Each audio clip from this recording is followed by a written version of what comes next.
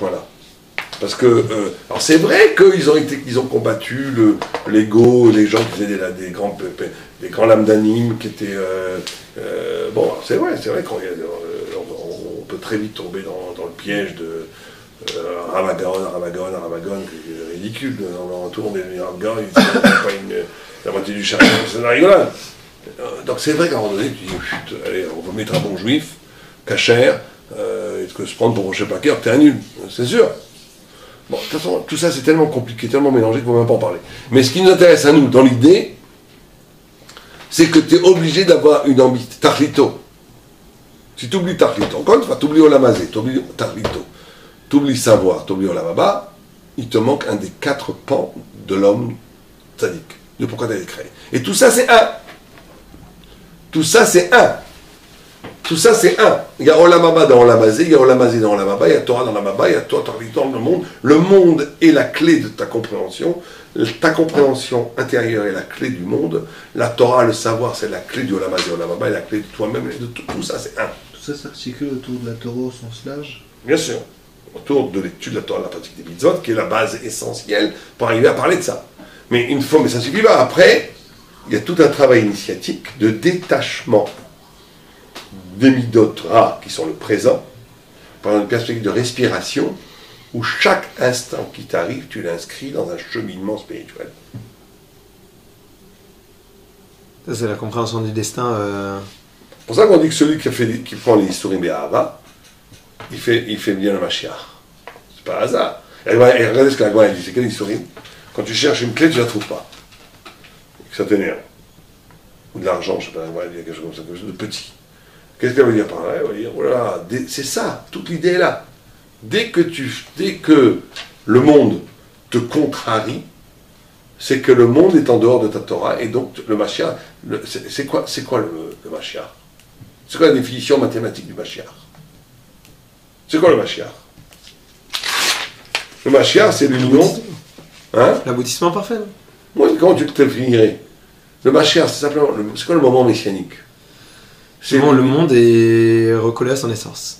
Très bien, on va dire autrement, c'est quand tu as la réalité et tu as la vérité.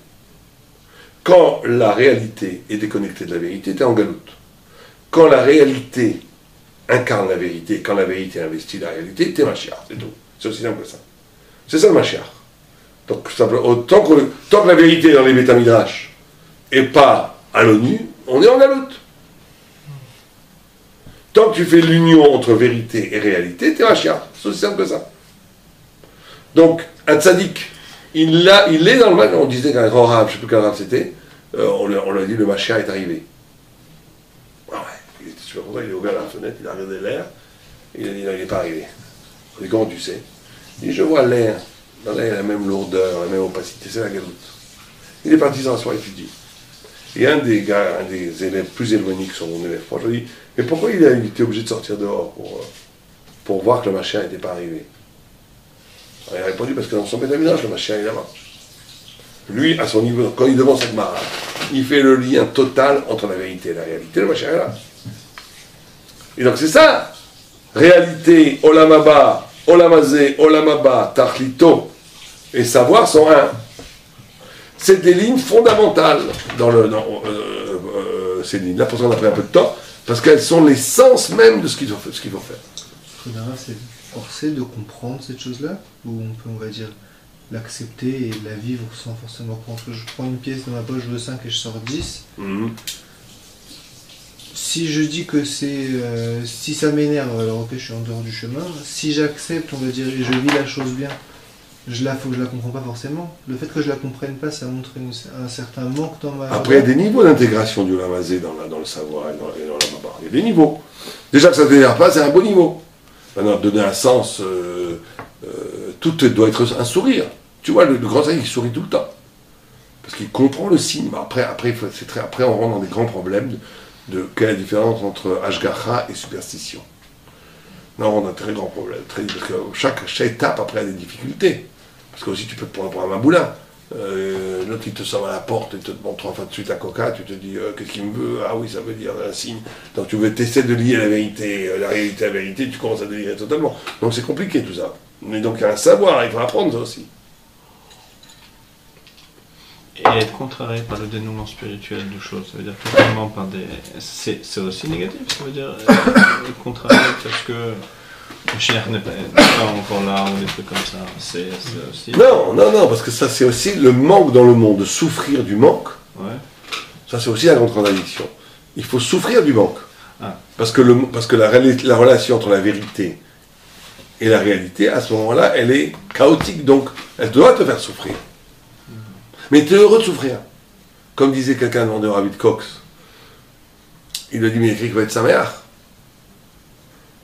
Or, Tisha B'Av, je suis obligé de pleurer. Il dit, ouais. Il dit, sois heureux de pleurer. Ou pleurer, parce que je peux pas pleurer. Demande ça à un acteur. Prends un acteur, un grand tragédien. Il va te pleurer toutes les larmes de son cœur, vraiment. Mais il va avoir une intensité de joie, de jouer le rôle comme il faut qu'il joue. L'Avdil, hein. De façon, l'Avdil, un juif, il pleure quand il entend qu'il y a un attentat et tout. Il est complètement saccagé par le... Mais il est dans la confiance de Dieu et dans l'heureux d'être... Heureux au sens, encore, la simcha, c'est de savoir que ce que tu vis, c'est ce que tu dois vivre. C'est tout, c'est ça la simcha. La simcha, c'est de savoir que tu vis ton chemin. Ce chemin, il peut être tordu, qu'on a très difficile, plein de... Mais tu sais que tu vis ton chemin. Quelqu'un qui ne vit pas son chemin, il peut avoir tout l'argent du monde, tout le contentement. Il peut être mouchard. Il peut être rassasié, on lui donne à manger, à boire des crevettes, à manger toute la journée, tous les plaisirs du monde, on lui donne de l'argent et tout, et le kavod. Mais il n'est pas heureux s'il sent qu'il ne vit pas sa vie. Regarde tous les grands artistes, les grands comédiens qui sont suicidés et tout. Pourquoi? Parce qu'ils ne sont pas heureux, parce qu'ils sont à côté de la plaque, ils sont à côté de leur... Être la simcha, c'est de vivre ta vie. Et ça, c'est la base d'Emouna Bitachon. Oui, ça va avec Emouna Bitachon, bien sûr. Mais on dépasse les temps, on va essayer chaque fois d'être dans les temps.